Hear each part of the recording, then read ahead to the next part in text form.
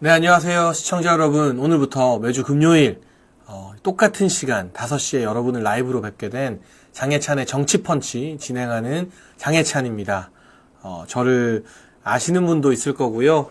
또 낯선 분들도 계실 수 있으니 소개를 잠깐 드리면 저는 지난 대선에서 윤석열 대통령과 함께 청년본부장으로 대선을 뛰었고, 대통령직 인수위에서는 청년소통 TF 단장을 했고요. 국민의힘에서 최고위원을 역임했고, 지금 다시 총선 끝나고 보수와 윤석열 정부 국민의힘이 위기 상황을 맞이했는데 여기저기 방송을 다니면서 여러분들께 일반 뉴스가 알려드리지 않는 그런 이야기를 전해드리기 위해서 노력하고 있습니다. 그래서 앞으로 매주 금요일마다 정치펀치라는 이름으로 프로그램을 진행하게 되었는데요. 답답한 시국, 사실 뉴스 보기도 싫다, TV도 보기 싫다 하시는 분들도 많을 겁니다. 그분들께 좀 시원함을 선사해드리는 이 한방 펀치 같은 그런 방송을 제가 정성스럽게 준비하려고 하고요. 대부분 제가 혼자서 한 주간의 이슈라던가 정치 뉴스를 쭉 정리해 드리겠지만, 기회가 된다면 또 국민의힘에 알려지지 않은 보석 같은 정치인들이나 국회의원들 또는 진영을 넘어서 다양한 분들 제가 모시고 함께 인터뷰도 하면서 다채로운 방송을 만들어 가겠습니다. 사실 홍보 많이 해야 되는데 요즘 시국이 시국인지라 저도 좀 조심스러운데요. 그럼에도 많이들 이렇게 들어오셔서 반겨주시고 댓글 달아주시니까 너무 감사한 마음이고요. 보시면서 좋아요, 구독 많이 눌러주시고 주위에도 이 장혜찬의 정치펀치 많이 알려주시면 진심으로 감사하겠습니다. 네, 이제 한 시간을 꽉 채워볼 텐데, 오늘 아무래도 첫 번째 이슈, 첫 번째 펀치는 명태균 녹취록이 될 수밖에 없을 것 같습니다. 지금 국회에서는 대통령실을 감사하는 운영위 국정감사가 한창 진행 중이고요. 저도 뭐 다른 프로그램도 하다가 운영위도 라이브로 보다가 아무래도 오늘 그 운영위 국감을 보시는 분들 때문에 전반적으로 유튜브나 방송 접속이 조금 떨어지긴 하던데, 정진석 비서실장이 일당백을 하면서 열일하는 모습들, 제가 하나하나 중요 장면들, 중요 발언들도 한번 정리해드리겠습니다. 우선 어제로 좀 돌아가 보죠. 어제 아침에 민주당에서 박찬대 원내대표가 갑자기 기자회견을 했습니다. 그러면서 명태균 씨와 윤석열 대통령의 대화가 남긴 녹음 파일을 공개했는데요. 그 공개된 파일에서 윤석열 대통령이 내가 김영선 경선 때 고생 많이 했다, 해줘라고 했다, 그런데 당에서 말이 많더라, 또 이걸 들은 명태균 씨가 뭐 진짜 평생 이 고마움을 잊지 않겠다, 은혜를 잊지 않겠다라고 말하는 부분입니다. 그런데 일단 팩트 체크가 하나 돼야 될 게 있습니다. 이 녹취 자체가, 이 녹음 파일 자체가 명태균이 윤석열 대통령과 전화 통화하면서 녹음한 그 원본이 아니라는 거죠. 지금 많은 기자들이 취재하고 있고 저도 내막을 파악해보니 이 명태균이라는 사람이 일단 문제가 많긴 해요. 윤석열 대통령과 통화를 다 녹음해 둔 거예요. 그런데 문제는 이런 통화 녹음을 자기가 주변에 막 알려주면서 막 들려줬다는 겁니다. 봐, 나 누구랑도 통화하는 사이다, 이런 대화도 했다. 그런데 여기서 또 하나의 인물, 이 민주당에 이 제보를 한 제보자 A씨, 김모 씨가 등장을 합니다. 이 사람 같은 경우는 명태균 씨의 일종의 수행비서 역할을 수행했던 것인데, 이 수행비서가 명태균이 이렇게 자기 전화기를 가지고 녹음 파일 막 들려줄 때마다 명태균도 모르게 자기 핸드폰에 녹음 버튼을 누르고 옆에서 그걸 녹음된 걸 다시 녹음한 거죠.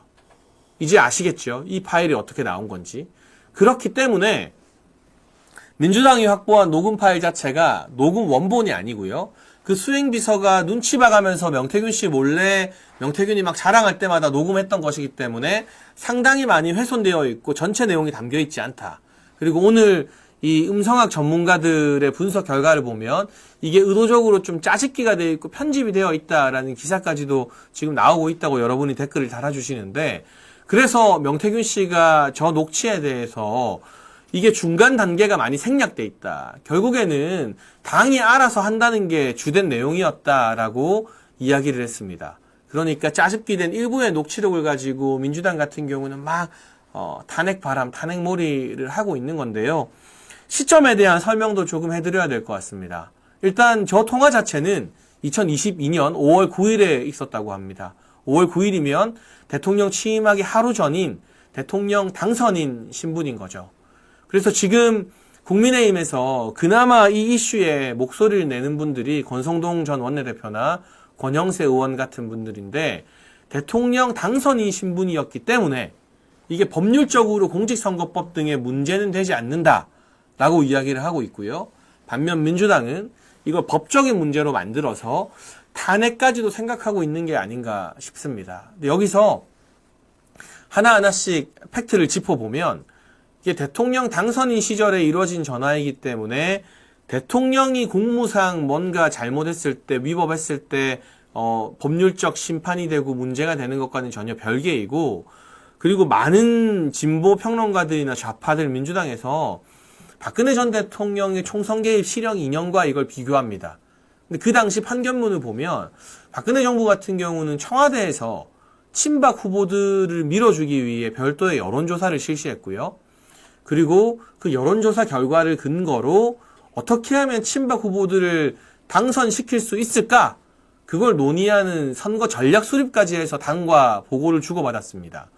이 정도로 공권력이 동원이 될 때 선거 개입으로 법의 처벌을 받는 것이지, 지금처럼 그냥 김영선 고생 많이 했다던데 내가 좋게 말해줬다 라는 식의 일종의 덕담 하나 가지고는 이게 설령 당선인 신분이 아닌 대통령 신분일 때의 대화라 하더라도 법률적 처벌 대상이나 탄핵의 대상은 안 된다는 게 많은 법조 전문가들, 법조인들의 분석인 것 같습니다. 그리고 그 당시에 현기환 정무수석 같은 경우는 아예 누구누구를 공천해야 된다라는 공천 리스트를 만들어서 그 당시 새누리당 공관위에게 전달을 했어요.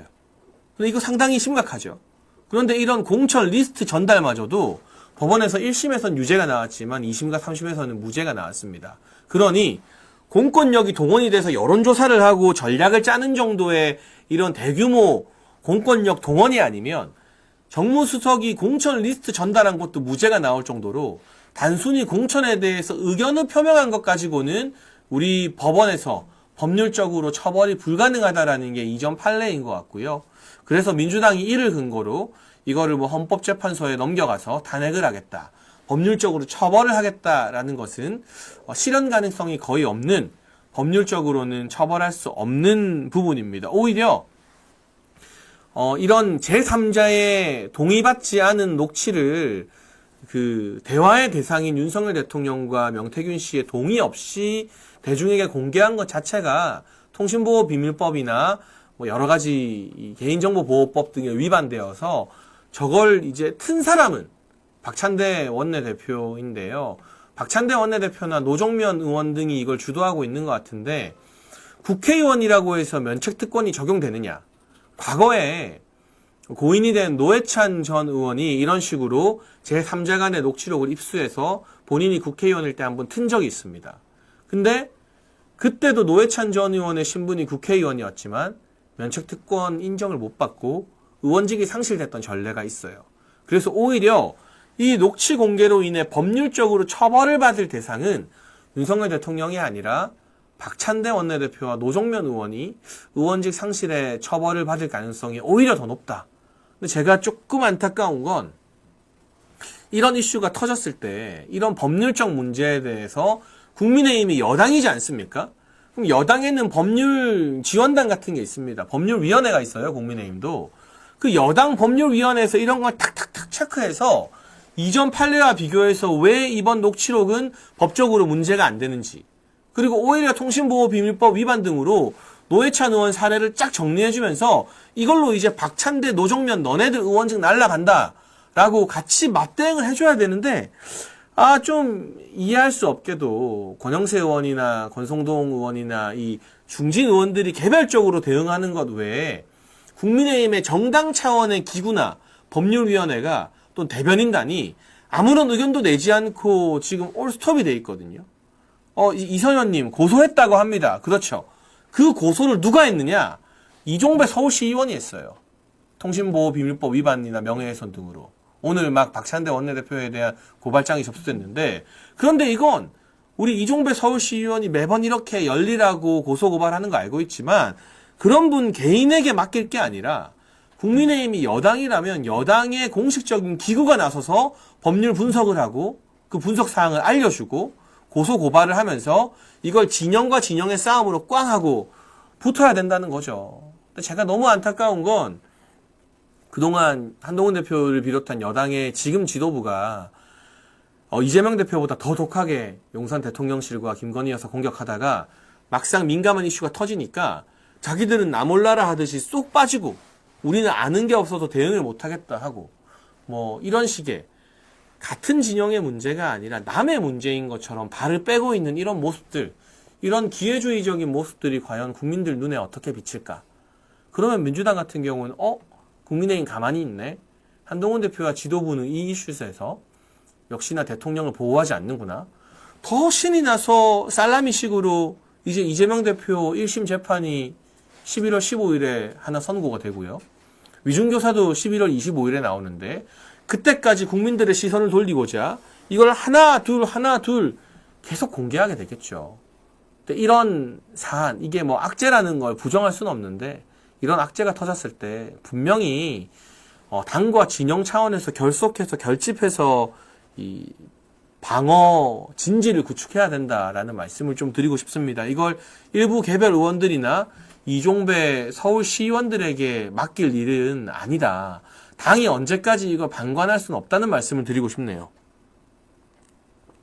제가 혼자서 열변을 토하다 보니까 중간중간에 물을 한 컵씩 마시도록 하겠습니다. 그리고 지금 국회 운영위 내부에서는 이 통화 시점을 가지고 대통령실의 그동안의 해명이 틀렸다. 거짓이었다. 대통령실은 윤석열 대통령이 명태균에게 대선 경선 이전에 연락하지 마라고 매몰차게 연락을 끊었다라고 말했는데 이 통화는 대통령 당선인 된 이유 아니냐. 그러니까 대통령실이 거짓말을 했다라고 말하고 있습니다만 이건 누구보다 제가 정확하게 알고 있습니다. 저도 이전 방송 등에서 많이 말씀을 드렸지만요. 분명한 건 오늘 정진석 비서실장도 국회 운영위에서 말한 것처럼 윤석열 대통령이 입당하기 전에는 굉장히 많은 사람들이 윤석열 대통령에게 접근을 했겠죠. 그리고 이 명태균이라는 인물을 어떻게 알게 됐느냐. 일단 기본적으로 김종인 전 비대위원장과 이준석 전 대표와 가까운 인물이다. 그러니까 윤석열 대통령이 국민의힘으로 입당하느냐 마냐 할 때 그때로 시간표를 한번 돌려보시죠. 그러면 그때 윤석열 대통령의 입당 여부를 가지고 이준석 당시 대표와 상당한 기싸움이 있었습니다. 그래서 뭐 버스가 떠나간 뒤에는 뭐 이제 늦는다. 이런 발언을 이준석 대표가 하기도 했고 제가 그래서 무슨 소리냐. 윤석열 검찰총장 없이 어떻게 대선을 하냐. 윤석열 총장은 택시 타고도 갈 수 있다. 뭐 이런 택시론도 나오고 별의별 기싸움과 견제가 다 있었어요. 그리고 그때 국민의힘에서 지금 서울시 정무부시장이 된 김병민 부시장이나 일부 국민의힘 국회의원들, 당협위원장들이 윤석열 대통령의 캠프에 먼저 합류하자 이준석 당시 대표가 윤석열 검찰총장이 뭐 한 달 안에 입당 안 하면 거기 가 있는 사람들 전부 다 해당 행위로 징계하겠다. 이런 으름장을 놓을 정도로 상당한 긴장관계가 형성돼 있던 게 사실입니다. 그렇기 때문에 김종인과 이준석 두 사람을 잘 알고 있다. 그 두 사람과의 사이에서 내가 메신저 역할을 할 수 있다라고 하는 명태균이란 인물이 경선을 하기 전 단계, 초반 단계에서는 나름대로 좀 비중을 인정받을 수밖에 없었고 이 명태균이라는 사람을 또 대통령께 소개한 사람이 어중이 떠중이가 아니라 제가 알기로는 오선 의원, 이번에 뭐 공천 못 받았지만 문제가 된 김영선 전 의원. 김영선 전 의원은 그때만 해도 재보궐로 당선이 안 됐지만 4선을 했어요. 국민의힘의 여성 정치인 중에 최고 중진 중 한 명이었습니다. 그리고 예전에 이분이 지금은 막 수돗물 먹는 이미지로 좀 희화가 됐지만 한나라당 대표까지 했거든요. 그러니까 그 김영선이란 인물이 명태균 말 들어봐라. 보증을 하고 여기에 또 누가 개입돼 있느냐. 이거는 뭐 많은 언론에서는 아직까지 잘 모르는 사실인데 경남 지역의 조혜진 전 의원이 명태균 씨와 아주 가까운 관계예요. 그래서 김영선 전 의원과 조혜진 의원 측 핵심 인사들이 명태균은 믿을 만한 사람이다. 이 사람 말 들어야 된다고 대통령한테 추천을 한 거예요. 그러니까 정치권에 막 들어온 윤석열 대통령 입장에서는 잘 모르는 어중이 떠중이들이 아니라 나름 그래도 국민의힘이라는 보수 정당에서 사선도 하고 대표도 하고 이름값이 있는 김영선, 조혜진 이런 사람들이 보증을 하고, 그리고 가장 어떻게 보면 골칫덩이라고 할 수 있었던 이준석 내가 당대표 만들었다, 내가 이준석이랑 소통 다 된다 라고 하는 인물이니까 초반에는 명태균 조언을 들었던 거죠. 그런데 분명한 사실은 이 명태균이라는 사람이 조언을 한다 치고 선을 점점 넘은 겁니다.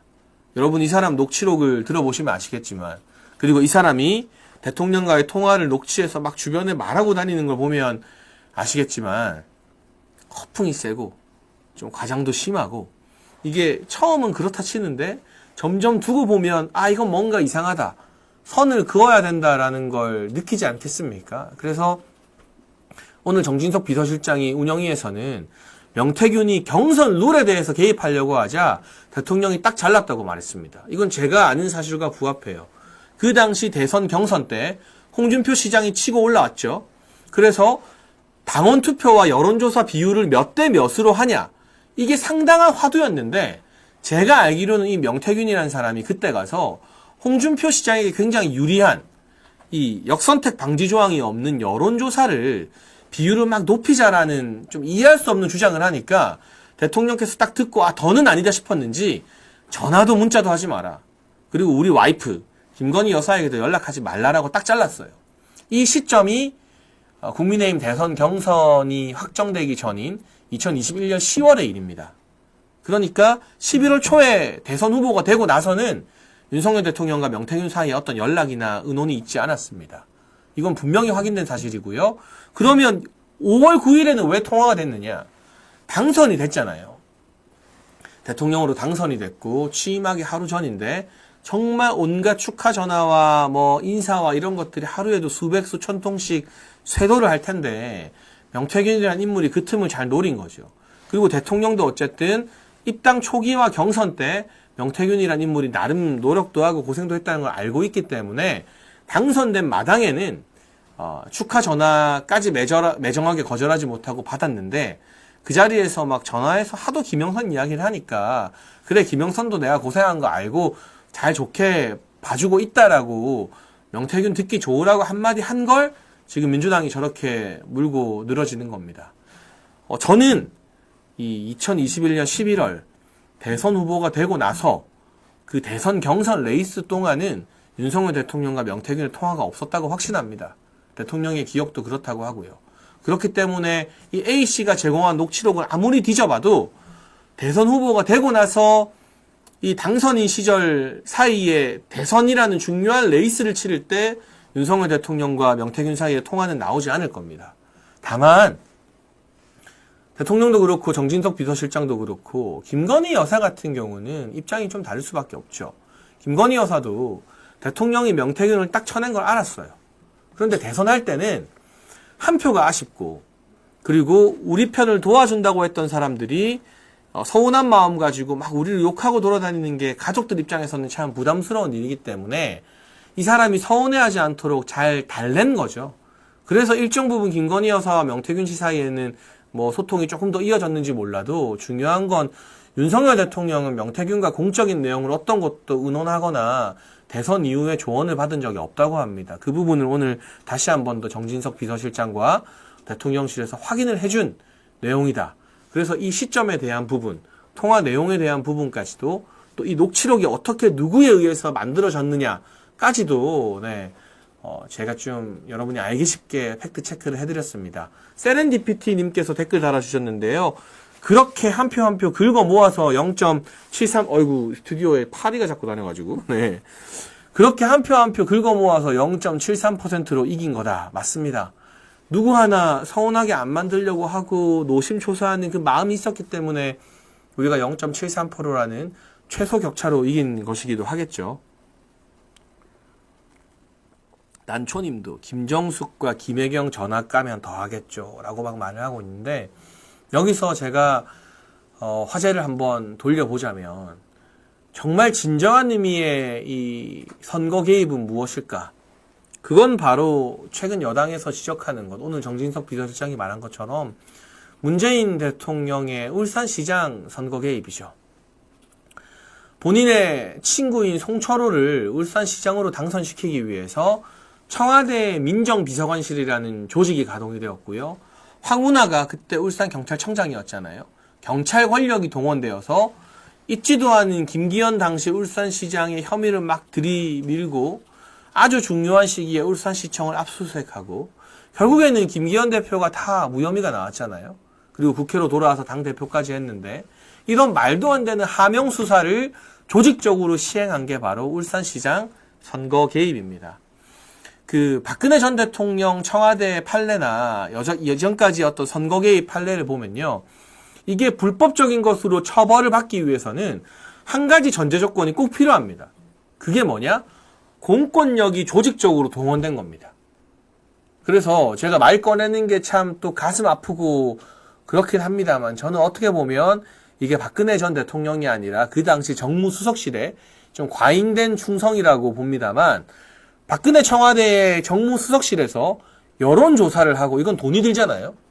그 여론조사를 기반으로 선거 전략을 수립했다. 공권력이 조직적으로 동원됐기 때문에 유죄가 나온 거고 현기환 정무수석이 개인적으로 공천 리스트를 전달해 준 건 단순한 의견 개진이기 때문에 무죄가 나온 거예요. 울산시장으로 가보면 이렇게 대대적으로 청와대 조직과 경찰 조직이 다 통으로 동원이 되어서 이 선거에 개입한 사건이 민주화 이후에 없습니다. 이 정도 큰 스케일의 사건을 한동훈 법무부 장관과 이현석 검찰총장이 본인들이 이미 2년 동안 제대로 수사하지 않았다는 게 보수 진영 입장에서는 참 뼈아픈 일인데 이런 조직적 공권력 동원이 바로 불법 선거 개입인 것이고 단순 공천에 대한 의견 개진이나 뭐 일종의 덕담 같은 경우는 법률적으로 처벌을 받지 않죠. 그 차이를 우리가 분명히 알아야 될 것 같습니다. 그러면 주위에서 여러분들이 이 사건 가지고 설왕설래하는 분들과 이야기할 때도 말을 할 수 있는 논리적 근거가 되지 않을까 싶네요. 새마음운동님이 장예찬의 정치펀치 흥해라라고 슈퍼챗 보내주셨고요. 마침 또 임유정님도 네, 귀한 슈퍼챗 보내주셨습니다. 두 분 다 제가 처음으로 시작하는 우리 아시아투데이 TV의 정치펀치에 첫 번째 슈퍼챗을 보내주신 분들이어서 제가 기념비적으로 기억하고 잊지 않고 우리 새마음운동님과 임유정님께 감사한 마음 네, 잘 간직하겠습니다. 그래서 여러분 이 총선 개입이냐 선거 개입이냐 이게 법적으로 문제가 되느냐 마느냐의 기준은 뭐다? 공권력의 조직적 개입이다. 이 부분에 대해서 여러분이 딱 인지하고 있다면 누구와 토론을 해도 밀리지 않는다. 그리고 제가 이 정치펀치를 혼자서 1시간 동안 진행하는 게 상당히 힘들어요. 그런데 이 방송으로 제가 여러분들께 뭘 드릴 수 있을까? 제가 다른 방송도 많이 나오잖아요. 그런데 다른 데와 다른 이 정치펀치 제 이름 걸고 하는 프로의 차이가 뭘까? 저는 개인적으로 이런 목표를 하고 있어요. 장예찬의 정치펀치를 보고 여기서 이야기를 들으면 내가 어디 술자리나 식사자리나 친구들 모임에서도 토론해서 안 밀린다. 장예찬한테 들은 이야기로 내가 가면 우리끼리 친구들끼리 술 한잔 하는데 뭐 이 개딸도 있고 대깨문도 있을 수 있잖아요. 근데 내가 거기 가서 확실하게 토론으로 그들을 제압할 수 있다. 그렇게 여러분들께 이 토론 무장을 시켜드리는 방송이 정치펀치가 되었으면 좋겠네요. 목금트리님도 금요일 5시 장예찬의 정치펀치 화이팅이라고 귀중한 후원 보내주셨습니다. 너무너무 감사합니다. 네, 너무 감사하고 힘이 나네요. 그래서 이 송초로의 울산시장 선거 개입을 자행했던 민주당이 이 단순한 덕담 녹취를 짜집기 위해서 이걸 가지고 대통령의 선거 개입이다, 뭐 임기 단축 개헌이다, 탄핵이다 운운하는 것은 너무 적반하장이다. 우리말로는 정말 뭐 묻은 개가 뭐 묻은 개 욕한다고 하죠. 딱 그런 꼴인데 그렇다면 민주당은 왜 이러는 걸까? 민주당이 이렇게까지 무리수를 쓰고 난리를 치는 것은 무엇일까? 그 이유는 무엇일까? 네. 바로 11월 14일과 15일 그리고 11월 25일 이 세 날짜가 두렵기 때문입니다. 이 세 날짜를 물타기하기 위해서 국민과 언론의 관심을 그 세 날에서 바꾸기 위해서 민주당은 아마 앞으로도 좀 자극적인 녹취를 계속 살라미식으로 터뜨릴 가능성이 있습니다. 일단 11월 14일에는 김혜경에 대한 1심 선고가 있습니다. 김혜경 씨가 경기도의 법인카드로 정치인 배우자들에게 불법적으로 식사를 제공했다. 공직선거법 위반이다 하는 부분 검찰이 벌금 300만 원을 구형했는데요. 김혜경의 혐의에 대한 1심 선고가 11월 14일에 나옵니다. 근데 이 부분은 지금 재판이 김혜경에게 매우 불리하게 진행되고 있어요. 왜냐? 여러분도 아시는 공익제보자 조명현 씨가 폭로한 그 녹취의 대상, 배소연이라는 경기도청 공무원 있죠? 성남시장 할 때는 7급 공무원, 경기도지사 할 때는 5급 공무원으로 김혜경의 수발드는 업무를 전담했던 배소연이 최근 재판 과정에서 김혜경에게 불리한 진술을 했기 때문입니다. 재판부의 판사가 배소연에게 물어봤어요. 이렇게 밥을 사는 게 선거법 위반이라는 거, 불법이라는 걸 김혜경이 인지하고 있었느냐. 그런데 놀랍게도 배소연이 네 라고 말합니다. 원래 같았으면 배소연이 아니요, 김혜경은 몰랐습니다. 이게 잘못인 줄 모르고 밥을 샀습니다 라고 해야 되는데 김혜경이 이걸 알고 있었다. 김혜경도 이게 선거법 위반이라는 걸 인지하면서 정치인들에게 밥을 샀다 라고 그 김혜경 수발드는 업무를 냈던 배소연이 예라고 한 거예요. 그러니까 이게 재판부 입장에서도 깜짝 놀래가지고 이거 한 번 더 물어보거든요. 증인 이거 지금 진짜로 그렇게 생각하느냐? 진짜 김혜경이 인지했느냐? 근데 이 배소연이 한 번 더 내라고 합니다. 그 바람에 지금 김혜경 재판의 양상이 뒤집혀서 벌금 100만 원 이상의 이 선거법으로는 중형이 선고될 가능성이 대단히 높아졌습니다. 그리고 1월 15일에는 바로 하루 뒤에는 여러분 아시는 것처럼 이재명의 공직선거법 재판 1심 선고가 나오죠. 그리고 1월 25일에는 위증교사 선고가 나옵니다. 이런 이재명, 김혜경 부부의 사법 리스크 빅데이들이 11월 중순부터 말까지 연달아 있기 때문에 이 사법 리스크에 대한 관심을 돌리고자 그 전까지 민주당이 정부를 흔들고 탄핵 분위기를 조성하려고 뭐 장애 집회하고 롱패딩 집회하고 난리를 친다는 거죠. 그러니까 이걸 우리가 알고 마음의 준비를 조금 하고 있어야 된다. 그런데 민주당이 입수한 녹취록 중에 제일 센 건 이미 나왔어요.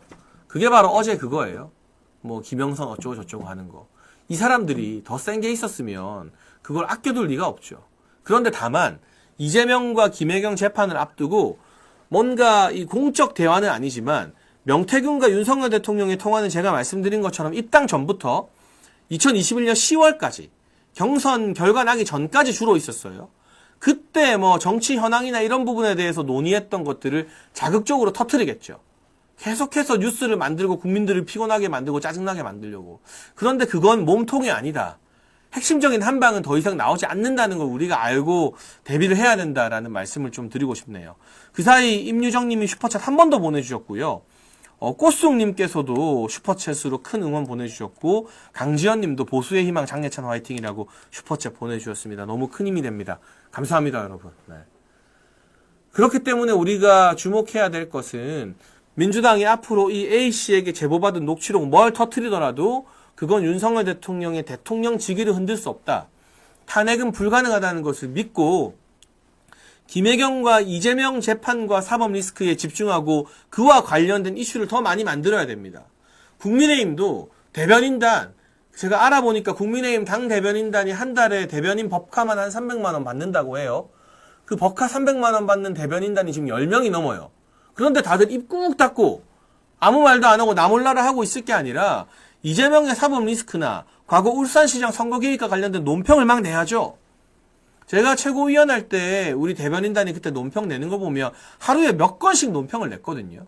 대변인들 하는 일이 그거 아닙니까? 한동훈 대표를 비롯한 지도부도 이 지금의 뉴스나 이슈가 민주당이 윤석열 정부를 공격하는 뉴스만 일방적으로 나오지 않게끔 우리도 반대편 뉴스를 만들어줘야 돼요.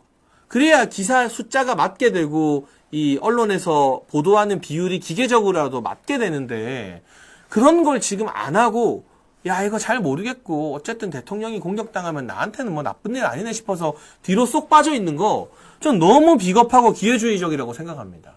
그런 부분에 있어서 지금 이 어려운 국면 위기인 건 맞습니다만 여당 국민의힘의 역할 정말 어려울 때 비를 함께 맞고 방어진지를 구축하겠다는 그런 국민의힘의 역할이 좀 필요한 거 아닌가 하는 생각이 많이 듭니다. 민주당 같은 경우는 이제 임기 단축 개헌 이야기를 꺼냈습니다. 장경태 아시죠? 입만 열면 포르노 운운하고 뭐 아랫돌이 운운하는 그 장경태가 윤석열 대통령 임기를 2년 단축하고 개헌을 하겠다. 대통령 중임제로. 근데 윤석열 대통령 임기가 장경태 말대로 2년 단축이 되면 언제 끝나냐? 내년 5월에 끝나요. 근데 얘네가 왜 하필 내년 5월이라고 했을까요? 이재명이 11월 15일과 11월 25일에 1심 선고가 나오잖아요. 그런데 여의도나 법조계에서는 어떤 예상을 하느냐? 11월 15일에 공직선거법 같은 경우는 벌금 100만 원이 법리적 상식으로 넘어야 되지만 안 넘을 가능성도 있다. 왜? 이거는 벌금 100만 원이 나오면 이재명만 날아가는 게 아니라 민주당이 430억을 토해내야 되거든요. 그러니까 민주당이 망하는 거죠. 그 재판을 용기 있게 내릴 판사가 있을까? 라는 어떤 정치적 해석 때문에 11월 15일에 1심은 조금 약하지 않을까 하는 분석들이 있고, 하지만 11월 25일에 위증교사는 증거, 증인, 진술, 이 모든 게 요즘 말로 빼박이라고 하죠. 빼도 박도 못하기 때문에 이거는 집행유예를 넘어서 징역형까지도 나올 수 있다. 실제 집행유예가 아닌 그냥 징역형, 구속이 되는. 그래서 이재명은 무조건 위증교사 때문이라도 날아간다는 게 여의도와 법조계의 중론입니다. 그렇게 되면 이재명은 뭘 해야 되느냐? 3심 대법원 확정 판결이 나기 전까지 탄핵을 시켜야죠. 대통령 임기를 단축시켜야죠. 그 전에 자기가 대선을 치르고 대통령이 돼야만 형사소추가 중단된다는 게 이재명의 꼼수이고 노림수인데, 보통 2심과 3심은 1심보다는 속도가 훨씬 빨라집니다. 그래도 넉넉 잡아 2심과 3심의 최종 결과가 나오는 걸 1년이라고 보면, 장경태나 이런 사람들이 지금 말하는 것처럼 내년 5월로 윤석열 대통령 임기가 단축되면 3심 대법원 확정 판결 나오기 전에 이재명이 대선을 치를 수 있다. 그래서 이재명의 사법 리스크가 그렇게 해소된다라는 꼼수 중에 꼼수를 그리고 있는 겁니다. 그래서 행여라도 앞으로 뭐 지지율이 좀 더 떨어진다, 오늘은 갤럽 기준 19%가 나왔다 하지만 국민의힘이나 보수 진영 내부에서 이런 임기 단축 개헌이나 이런 부분에 대해서 찬동을 하거나 이걸 출구 전략으로 생각하는 정치인이 나온다면 우리가 그를 용납하지 않고 배신자로 박살을 내야 됩니다. 그건 윤석열 대통령을 어떻게 하겠다는 게 아니라 이재명을 살려주겠다는 말이거든요. 지금 임기 단축이니 뭐니 말하는 건, 개헌 이야기를 지금 한다? 이건 이재명을 살려서 대선 내보내서 대통령 만들겠다는 거예요. 이재명과의 야합입니다. 그렇기 때문에 우리가 눈을 부릅뜨고 윤석열 정부를 지켜야 된다는 말씀을 좀 드리고 싶고요. 사실 제가 정치적 전망을 좀 더 하자면 윤석열 대통령의 국정 지지율이 조금 더 떨어질 것 같아요. 솔직히 말씀드리면. 왜냐, 명태균 A 녹취가 계속 터지고 11월 15일 이전에 민주당이 계속해서 자극적인 녹음 파일 등을 막 재생한다고 보면 대통령의 지지율이 조금 더 떨어질 가능성은 있어요. 그러나 설령 여기서 조금 더 떨어진다고 해도 그 지지율 떨어진 걸 반전시키기 위해서 우리가 노력하고 낮은 자세로 나아가야 되지만, 지지율이 10% 중반대가 됐다고 해서 우리끼리 탄핵을 입에 담고 임기 단축을 입에 담는 건 너무나 비겁한 패배주의자적 태도다. 두 가지 정부 이야기를 제가 좀 하고 싶습니다. 먼저 노무현 정부입니다. 노무현 정부의 최저 지지율이 얼마인지 혹시 아십니까? 댓글로 맞추시는 분들, 제가 5살 동안 맞추면 어디 커피 쿠폰이라도 제가 제 사비로라도 하나 보내드릴게요. 5, 4, 3, 2, 1. 이게 또 라이브의 맛이죠. 이렇게 주고받는 게. 네, 뭐 올려주시는 분들이 없어요. 이미 끝났어요, 여러분. 노무현 정부의 임기 중 최저 지지율은 5.7%였습니다. 놀랍죠? 10%가 아니라 15%가 아니라 5.7%. 아, 네, 세렌디피티님 정답인데 이제 막 올려주시는데 시간이 지나서 다음번에 제가 또 퀴즈를 내드릴게요. 5.7%였어요. 막 10, 12, 10% 막 이렇게 나오는데 충격적이지 않습니까? 공신력 있는 이 여론조사 기관 조사 결과 노무현 정부는 5.7%였습니다. 근데 5.7% 나왔다고 노무현 전 대통령이 임기를 단축했나요? 노무현 전 대통령이 탄핵됐습니까? 그렇지 않죠. 5년 정부 다 마치고 오히려 그때 노무현 정부의 핵심이었던 유시민 같은 사람은 무슨 말 했느냐? 한나라당이 정권 잡아도 나라 안 망한다. 이런 당당한 태도로 자기들 임기를 마무리했어요. 물론 지지율 떨어져도 괜찮다, 신경 쓸 필요 없다는 말은 절대 아니에요. 그렇게 오해하시지 마세요. 지금 이 지지율을 반전시키기 위해서 우리가 더 노력해야 되지만 여기서 녹취 효과나 이런 것들이 반영이 되어서 지지율이 조금 더 하락한다고 한들 우리 스스로 겁먹고 와 이러다 탄핵되는 거 아니야? 탄핵되겠다. 이런 이야기를 하는 게 민주당이 바라는 바고 그게 그런 공포 분위기 조성으로 민주당이 사법부에 영향을 끼쳐서 이재명을 사법 리스크에서 구하려고 하는 거예요. 그러니까 지지율 이야기가 나오면 저 같은 정치인들은 겸손해야죠. 윤석열 대통령과 소통하고 함께하는 저 같은 사람들은 낮은 자세로 맞습니다. 우리 지지율이 지금 낮습니다. 우리가 국민들 회초리 맞고 더 열심히 하기 위해 노력해야 됩니다라고 하는 게 맞아요. 저는 그런 태도입니다. 다만 우리 지지자 여러분은 야 노무현 정부도 5.7% 지지율로 임기 다 마쳤다. 탄핵의 탄자도 꺼내지 말라라고 또 자신감 있게 말씀도 해주셔야 되는 거예요. 그 사이 또 소꿉친구님 장례찬 화이팅, 아투TV 화이팅. 네, 오늘 슈퍼챗 굉장히 이 정도면 평소보다 많이 나오는 편인가요, 피디님? 슈퍼챗이? 오늘 슈퍼챗 굉장히 많이 10건 이상 막 나오고 있는 것 같은데 보통 수준이라고 더 분발하라고 우리 아시아 투데이에서 여러분 또 분발하라고 네, 웬만하면 잘 나오고 있다고 격려해 줄 법도 한데 네, 보통 수준이라고 합니다. 그러나 응원해 주시는 분들 너무너무 감사하고요. 제가 아까 두 정부를 한번 생각해 보자 했잖아요. 노무현 정부 5.7%. 그럼 여기서 두 번째로 우리가 생각해야 될 정부는 어디냐? 바로 이명박 정부입니다. MB 정부. MB 정부를 왜 꺼내야 하나? MB 정부는요, 여러분 기억하시겠지만 초반에 그 광우병 사태 때문에 지지율이 완전 바닥에 떨어진 10% 초중반까지 떨어진 상태였어요. 그런데 MB 정부가 정권 3년 차 때 지지율을 반전시킵니다. 그래서 이명박 전 대통령 국정 지지율이 정권 3년 차 때 30% 중후반까지 올라가요. 이건 거의 기적 같은 일이거든요. 원래 정권의 지지율이라는 건 1년 차 때 제일 높았다가 점진적으로 하락하는 걸 피할 수가 없는데 이명박 정부는 쫙 떨어졌다가 3년 차 때 쫙 올라가요. 이게 지금 사실 정치적으로 윤석열 정부가 처한 것과 상황이 비슷합니다. 물론 윤석열 정부가 사실 더 어려워요. 이명박 정부는 대통령 당선되고 바로 총선을 치러서 국회를 그래도 갖고 있어서 국정 운영을 할 수 있는데 윤석열 정부는 대통령 선거 이후에 바로 치른 선거가 총선이 아니라 지선이었기 때문에 지방 권력은 그래도 우리가 함께 운용을 하지만 총선을 한참 있다 치르는 바람에 져서 국정 운영이 안 되죠. 그래서 이명박 정부보다 상황은 더 어렵습니다.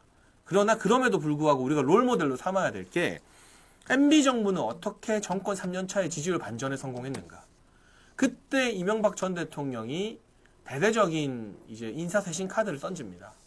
그래서 이명박 정부의 공직자들이 뭘 잘못해서가 아니라 뭘 못해서 문책하는 차원이 아니라 그냥 국민들에게 우리가 이제 정권 3년 차에 완전히 새로워지겠다는 신호로 총리, 장관 다 갈아버리고 그리고 대통령실도 전면 교체를 해버립니다. 저는 윤석열 대통령이 국면 전환용 인사를 하지 않겠다는 철학이 아주 강한 분이라는 걸 잘 알고 있어요. 저와 가끔씩 대화하거나 소통할 때도 그런 말씀 많이 하세요. 제가 정치적인 현안에 대해서 의견을 여쭙고 할 때 국면 전환용 인사 안 한다. 잘하는 사람, 능력 있는 사람은 계속 쓰고 문제가 생기거나 이 사람이 잘못한 게 있으면 교체하는 게 인사다. 그게 맞죠. 저는 그 원칙에 동의합니다. 그런데 한편으로는 지금 어쨌거나 정부가 국민들의 이런 싸늘한 민심을 심각하게 받아들이고 있다는 사인을 줄 필요는 또 있어요. 그래서 정치적으로는 제가 알기로 이번 달 말에 에이펙이 있습니다. 에이펙이라는 중요한 외교 무대가 끝나고 나면 연말인 12월부터 천천히 올해 있었던 장수 장관들에 대한 교체, 또 대통령실에 대한 인적 쇄신이 예정돼 있었어요. 이것 때문에 하려는 게 아니라 원래 그걸 대통령이 고민하고 계셨어요. 그런데 그 시기를 어쨌든 조금 앞당길 필요가 있겠다.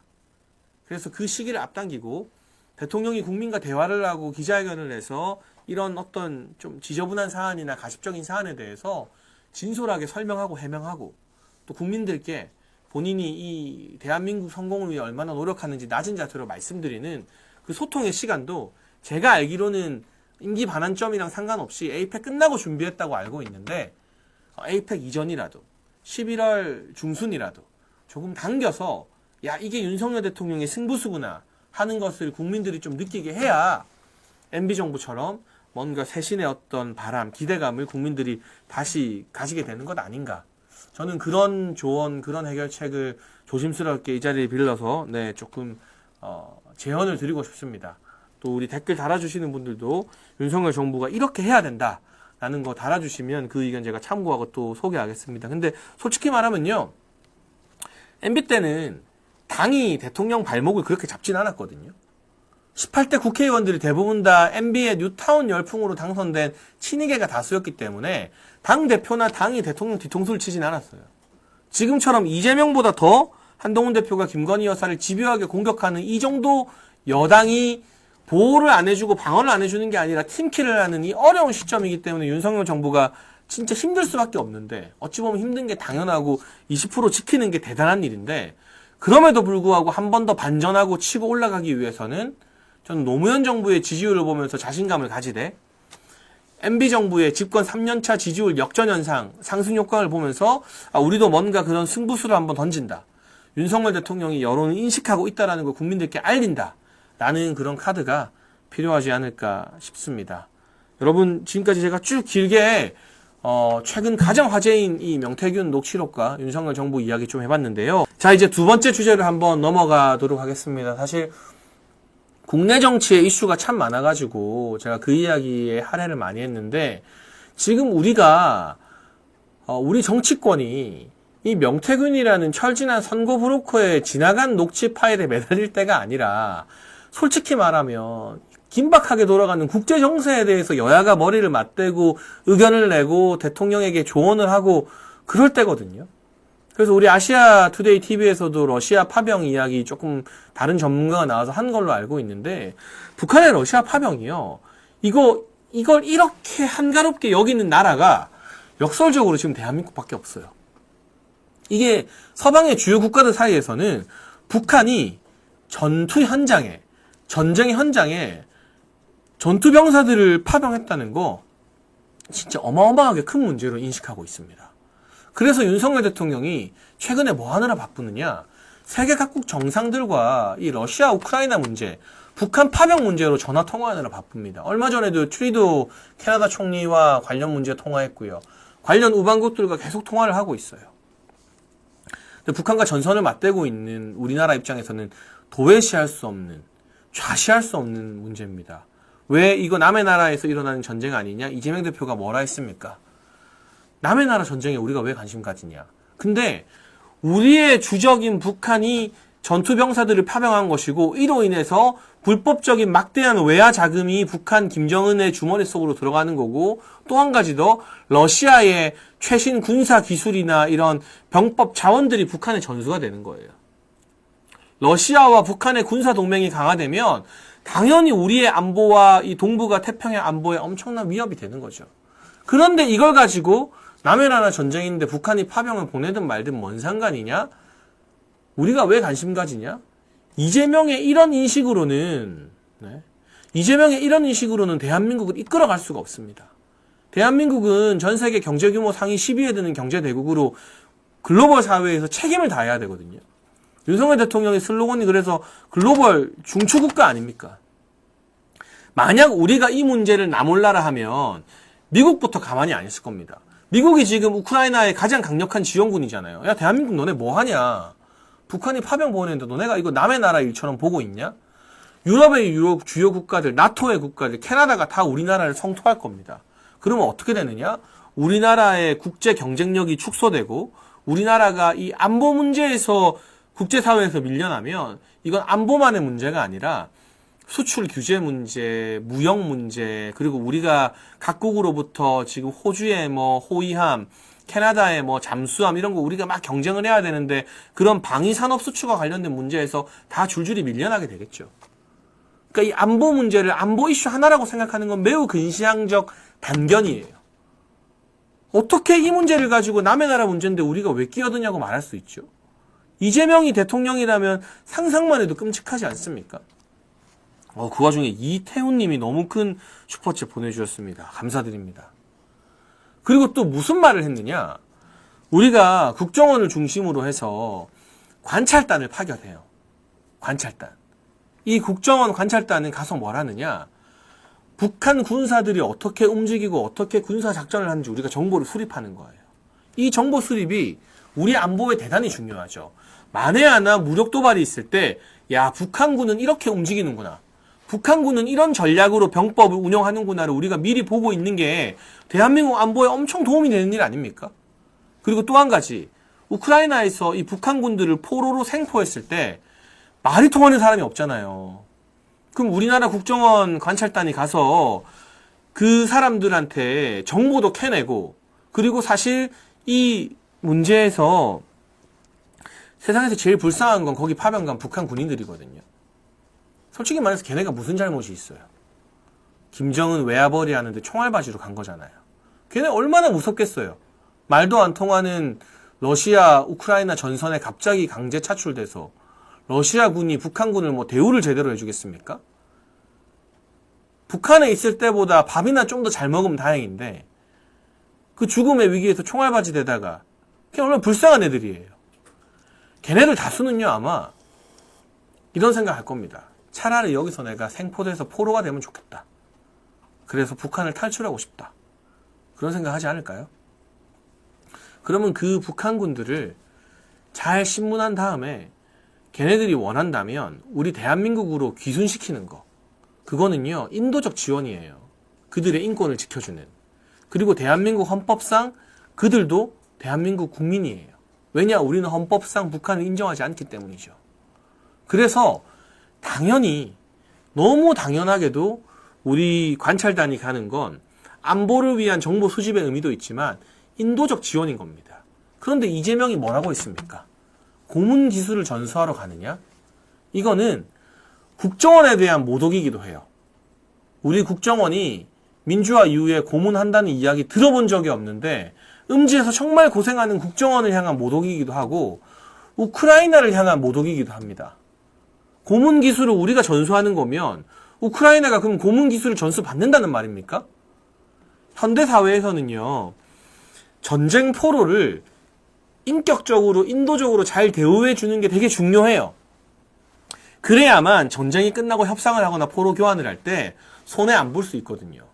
근데 우크라이나가 그래서 러시아 포로들을 인격적으로 대우하고 있고 오히려 러시아가 우크라이나 포로들을 정말 가혹하게 대하고 있는데 고문 기술 전수하러 가냐는 말은 우크라이나를 욕하는 거예요. 우크라이나를 고문 기술 전수받아서 고문하는 나라 취급한 거잖아요. 이거 사실은 국제사회에서 만약에 야당 대표가 아니라 대통령이 이런 인식을 가지고 발언했으면 국제사회로부터 엄청난 매도와 항의를 받았을 겁니다. 정말 무식한 소리, 위험한 소리 하는 거예요.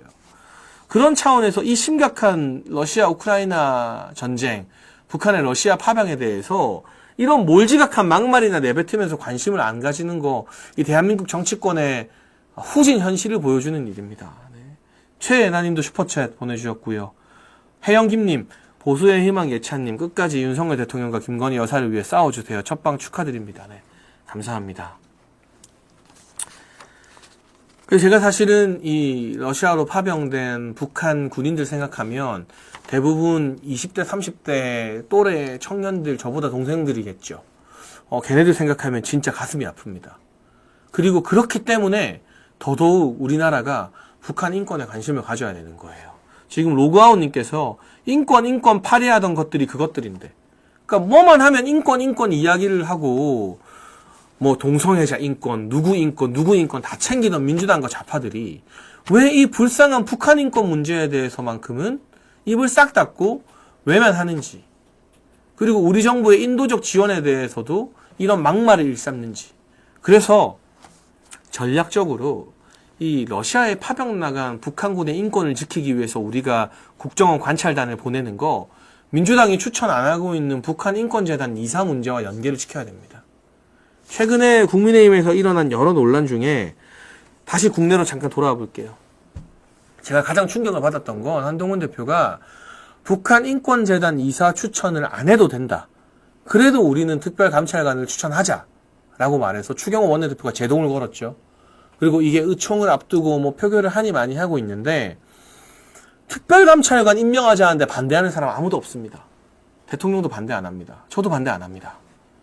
그런데 이 문제를 5년 동안 문재인 정부 내내 깡그리 무시하고 있던 민주당이 주장을 하고 하라 마라 하는 것도 참 어설프고 어이없는 일이지만 북한 인권재단 이사 문제를 포기하고 특별감찰관 추천을 하자는 건 국민의힘이 보수정당의 정체성을 버리고 북한 인권 문제를 도외시하겠다는 뜻이에요. 법원이 북한 인권재단 출범해라, 이사 추천해라 라고 분명히 판결을 내렸는데 민주당은 정말 이걸 외면하고 지금 파병가 있는 북한 군인들의 인권도 다 깡그리 무시하고 있는데 국민의힘이라는 보수정당이 먼저 이걸 포기하고 그냥 대통령 공격하는 용도로 특별감찰관을 밀어붙이겠다? 만약에 이게 통과되면 북한 문제에 관심을 가지고 있는 수많은 보수 시민단체와 국민들이 국민의힘으로부터 등을 돌리게 될 겁니다. 그리고 이 북한 인권 문제는 우리가 마음대로 포기하고 거래할 수 있는 대상이 아니다. 이거야말로 사실은 민주당의 아킬레스건이고 국민의힘이 모든 당력을 총동원해서라도 관철시켜야 될 문제이지 북한 인권 이사 추천해주면 너네가 원하는 거 해줄게라고 해도 부족할 판에 우리 먼저 이걸 포기하고 가겠다는 게 이게 말이나 되는 겁니까?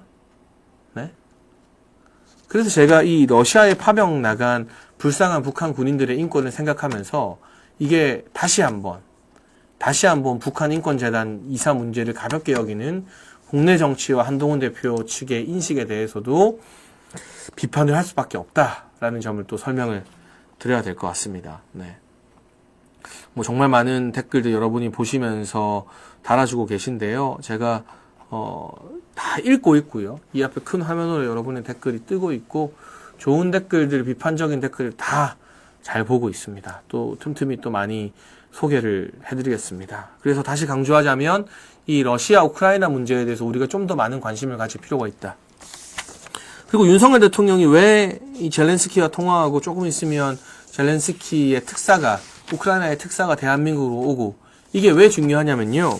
제가 최근에 이제 기업에 계시는 분들, 경제계에 있는 분들을 만났는데 우크라이나 전후 재건 사업의 규모가 1,400조가 될 거라고 합니다. 1,400억이 아니라 1,400조입니다, 여러분. 우리나라 1년 예산이 한 600조 되죠, 요즘에. 그러면 1,400조면요. 우리나라 2년 예산 넘어서 거의 3년치 예산이에요. 옛날로 따지면. 우리가 600조 넘은 지 얼마 안 됐거든요. 꽤 오랜 기간 동안 500조 예산 시대였는데 이걸 이제 문재인 정부 때 기하급수적으로 늘렸지만 대한민국 같은 세계 10위 경제대국 국가의 3년치 예산 규모가 우크라이나 국가 재건 사업에 들어갈 것으로 전망이 되고 있습니다. 그러면 우크라이나 입장에서는 러시아와 전쟁하고 힘들 때 인도적 지원이든 뭐든 많이 해준 정부에게 재건 사업을 맡기는 게 당연하지 않겠습니까? 나몰라라 하고 있다가 이재명이 대선 토론회에서 뭐 어떤 말을 했냐면 이건 젤렌스키가 무능한 지도자라서 전쟁이 일어났다 하더라고요. 이거는 마치 성범죄가 일어났을 때 피해자가 미니스커트 입어서 범죄 피해자가 됐다고 말하는 몰지각한 말이랑 똑같은 거예요, 솔직히 말하면. 전쟁 피해 국가한테 그 피해 국가의 지도자, 특히 젤렌스키 같은 경우는 목숨을 걸고 우크라이나 수도 키예프를 떠나지 않아서 3일이면 끝난다는 전쟁을 지금 여기까지 끌고 온 지도자인데 그 젤렌스키 탓을 하는 이재명이 대한민국을 이끌었으면 그리고 남이 나라 전쟁에 우리가 왜 관심이냐라면서 국정원의 관찰단을 뭐 공민기술자 운운하는 사람이 대한민국 대통령이었으면 한미관계도 절단나고 우리가 나토한테서도 인정 못 받죠. 그렇지만 1,400조 원의 엄청난 우크라이나 재건 시장이 열렸을 때 대한민국이 거기 끼일 수나 있겠습니까? 지금 우리가 인도적 지원을 하고 저는 솔직히 말해서 북한군이 전선에 투입돼서 이제 러시아 편에서 우크라이나 군을 공격했다라는 직접 증거들이 더 확보되면 우리가 무기 지원까지도 검토해 봐야 된다는 게 저의 개인적 입장인데 우리가 우크라이나를 지금 제대로 돕지 않으면 이 1,400조 재건 사업에 우리가 낄 명분이 없어요. 여기서 10분의 1만 수주해도 140조입니다. 그리고 경제적으로 여러분 주변 국가나 이 제3국의 전쟁 그 이후의 전후 복구 사업이 그 주변 국가의 경제 성장에 엄청난 기여를 해요. 미국이 왜 세계 최강 패권국이 됐나요? 2차 대전 때문이에요. 2차 대전의 주 무대가 유럽이었는데 미국이 그 전쟁에 결국 참전을 하고 이후 전후 복구에 참여하면서 유럽을 뛰어넘어서 전 세계 초1강이 되었고 우리 가슴 아팠던 한국전쟁 6.25로 가장 이득 본 국가가 어딘지 아십니까? 일본이에요. 우리나라 6.25 전쟁 이후에 전후 복구하는데 일본이 완전 어마어마한 부를 쓸어 담아서 자기네들이 2차 대전 패전국에서 시름시름하다가 복구해서 이 국가의 인프라를 닦는 데 엄청 도움이 됐어요. 대한민국은 베트남 전쟁 파병으로 우리가 정말 어려운 시기에 박정희 대통령과 그 당시 파병 용사들께 정말 감사한 마음입니다만, 그로 인해서 우리가 뭐 포항 제철도 성공시킬 수 있었고 한강의 기적을 만드는데 그게 큰 역할이 됐죠. 그러면 정말 가슴 아픈 전쟁이지만 러시아 우크라이나 전쟁이 끝났을 때 그 우크라이나 전후 재건 사업, 전후 복구 사업이 대한민국이나 거기에 참여할 수 있는 국가들에게는 또 엄청난 경제 성장의 기회가 되기도 하는 거예요. 이게 단순히 안보 문제가 아니다. 그리고 우리가 남의 나라에 그냥 지원하고 우리 세금 쏟아붓고 끝나는 문제가 아니다. 글로벌 중추국가로서의 위상과 역할을 다하면서 동시에 대한민국이 그 전후 재건 사업에 참여함으로써, 그리고 지금 우리가 막 폴란드나 체코에 무기 엄청 팔고 있는데 호주나 캐나다 등 다양한 국가에 우리 방위산업 수출을 엄청나게 할 수 있는 그러한 중요한 전기이기도 하다. 그렇기 때문에 이 러시아 우크라이나 전쟁에 우리가 국내 정치 짜잘한 일주일 지나면 없어지고 한 달 지나면 기억도 못할 이 쓸모없는 가십적 이슈, 그냥 무슨 황색지 스포츠 신문에나 나올 법한 이런 가십적 이슈가 아니라 지금 정치인들이 골몰하고 목소리를 내고 토론해야 되고 대안을 제시해야 되는 건 바로 이 우크라이나 문제다 라는 점을, 저는 뭐 외교 전문가는 아닙니다. 제가 과거 반기문 총장님을 모시고 일은 했습니다만 이런 부분을 좀 알고 이야기하는 큰 정치인들이 많았으면 좋겠다. 대한민국의 미래를 바라보고. 지금은 정치인들이 다 너무 짜잘짜잘해요. 짜쳐요.